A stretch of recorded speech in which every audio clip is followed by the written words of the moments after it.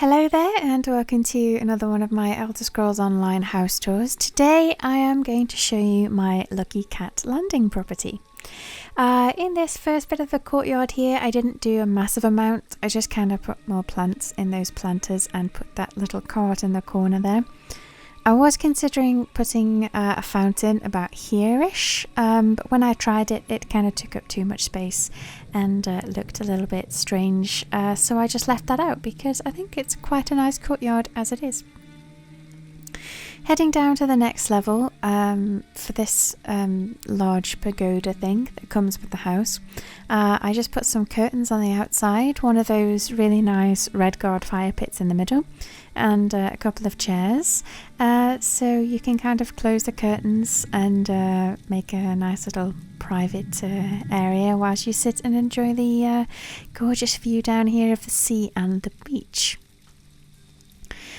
This courtyard I kind of didn't want to fill too much because I really like the view down to the sea and stuff, so I left it mostly empty but with these two side bits decorated.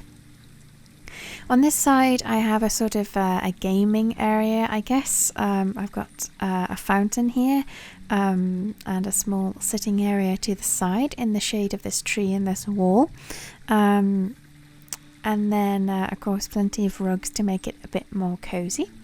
And then as you can see on this table here, I've got a setup with some alcohol bottles, some dice, coins and wine glasses, so as if the people who are there are in the middle of a dice game or some kind of gambling.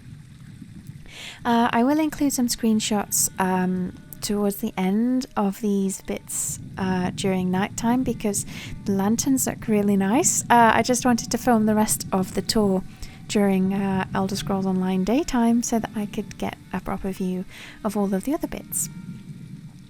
So then over this side I've got an outside eating area. As you can see, the table is quite packed with dishes of food and then sort of covered pots and various things, as well as some wine glasses here too. In this fixed fountain that comes with the house, I used some of those elsewhere candles to make them look like floating candles, which looks really nice at night as well. Again, I will include a screenshot of that at night at the end of the tour. And then I just have a small shrine and a couple more seating areas next to this planter that I made with those curved walls. I really like the view from this side too. I just kind of try to block off the view of the burnt house in the corner because I kind of wanted the view to be more focused on the sea and kind of ignore the devastation that's happened in the area. So yeah, I did that also on the small balcony on the other side of the house, which you will see in a little bit. But heading inside, in this first room I've made it kind of like a library or a place to store things that I might be studying. So here I have one of those ledger stands with the Lunar Champion tablet, and then that tapestry from the kind of achievement where you have to hunt all the pieces down and stuff. And then here on this side I have used some of those elsewhere bookcases on top of a couple of cabinets to make a kind of like a really fancy looking massive bookcase. And then of course I got my little Jerboa friend there who's adorable. And then here I have some of the dungeon trophies on the wall and a couple of Craglawn cabinet things with some bits and bobs in there. That corner there has just got a chair and a couple more dungeon trophies, and then this corridor has a little corridor table thing that I've made out of one of those cabinets with some flowers and a couple of the ESO Plus statuettes. And then heading around here we have the kitchen. And I really like doing kitchens. If you've seen my other videos, you'd know that I really like doing kitchens, but I have to say this is probably not one of my favourite ones. It was very, very dark in here, so I had to use a lot of light just to get a decent view. And although I'm sort of generally happy with the layout, I feel like if I had more slots I could probably do something that was a bit more impressive, because this one's kind of okay, I guess I would say. Like, it's okay, but I would prefer to do something else in here just to make it a bit more full. But anyway, moving on to a bit that I actually do really like, the little porch out the back. So out here, again, I kind of wanted to block off the view of all those burnt properties because that's kind of sad.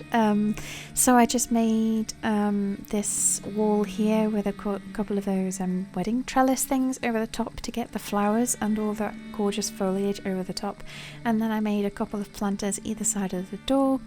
And then using that halalu chimney just to add a little bit of warmth.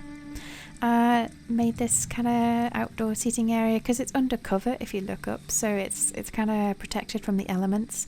But then if I just go a little bit closer to the wall, you can see what I mean with all of the burnt houses that I kind of wanted to block out.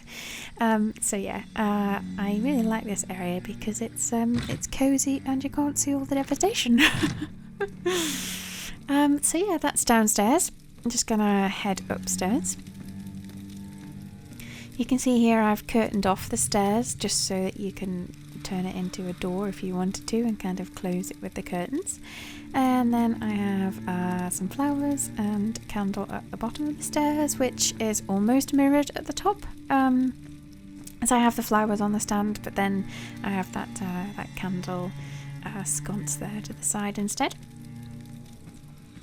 Heading into this room, it's kind of like the chill out area or like the cozy area.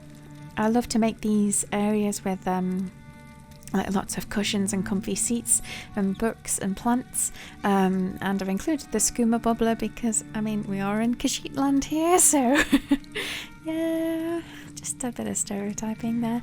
And then we've got a sort of more living room kind of area here with a sofa and one of those lovely fern plants that I like, and a couple more bookcases with various bits and bobs on top.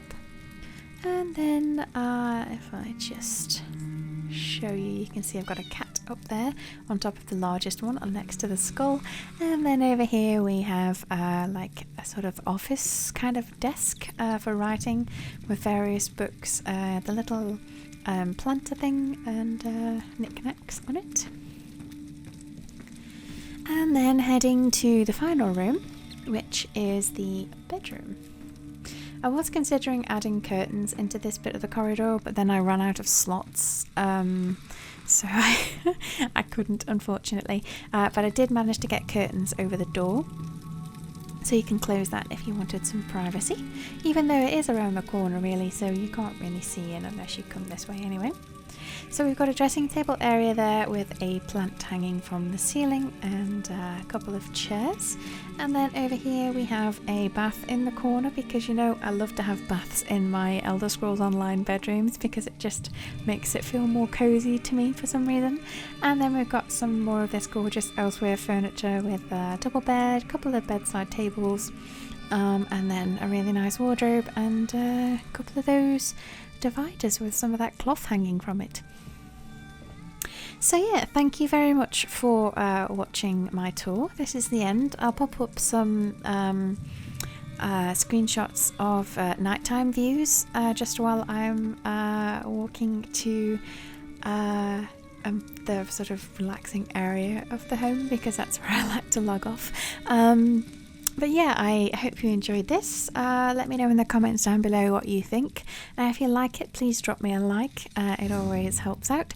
And consider subscribing if you really like Elder Scrolls Online things, because I do quite a lot of them, as you will see if you head to my channel page.